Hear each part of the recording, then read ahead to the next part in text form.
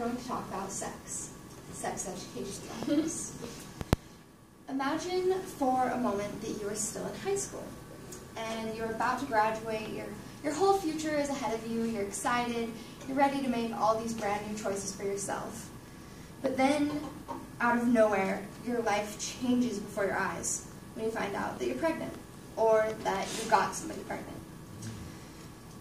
Let's take a quick survey. How many of you knew someone who was pregnant in high school?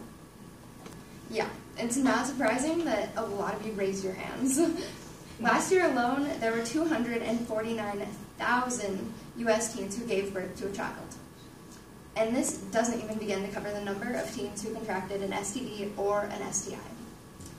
By implementing a comprehensive and medically accurate sexual education program in our schools, we can start to decrease the number of unplanned teen pregnancies and reduce the risk of spreading STDs and STIs.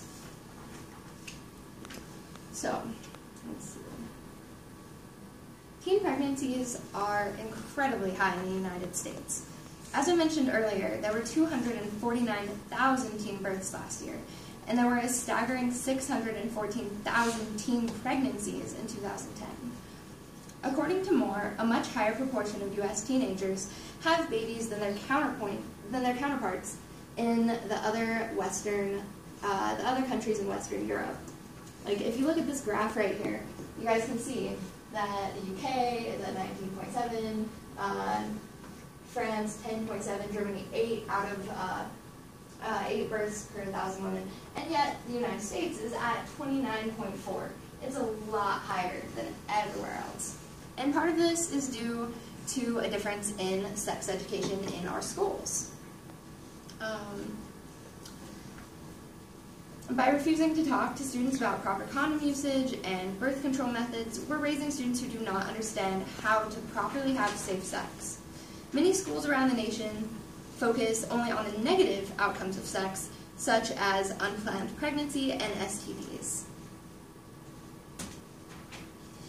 STDs are a huge focus in sex ed classes, but the methods for preventing them are not really covered.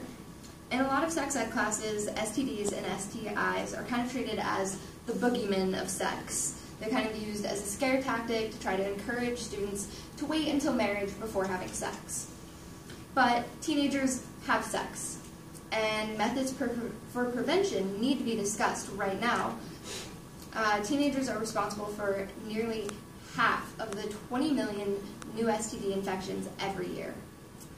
In comprehensive sex ed classes, STD and STI prevention is openly discussed with students. Students are taught how to properly use condoms and barriers, as well as being provided with information on testing and where to find testing centers. Comprehensive sex ed has been proven to lead to safer sex practices among teens. According to the Advocates for Youth, teens who receive comprehensive sex education were 50% less likely to experience pregnancy than those who received abstinence-only education. Out of the 23 programs, including comprehensive sex education, that were reviewed by Advocates for Youth, 13 of them were shown to decrease pregnancy, HIV, and other STIs, while 14 of the programs were shown to increase the use of contraception. And here you can kind of see that the states that teach they include information on abstinence but not contraception. You can see a lot of them end up pregnant. A lot of those teenagers end up pregnant because these are the rates of like the highest, and you can see it kind of corresponds by teen pregnancies and teen STIs, STDs. A lot of the states that don't teach it end up with them. But by providing students with comprehensive sex education, we can lower the numbers of teen pregnancies and reduce the risk of teens contracting STDs. As they say, knowledge is power, and by providing our students with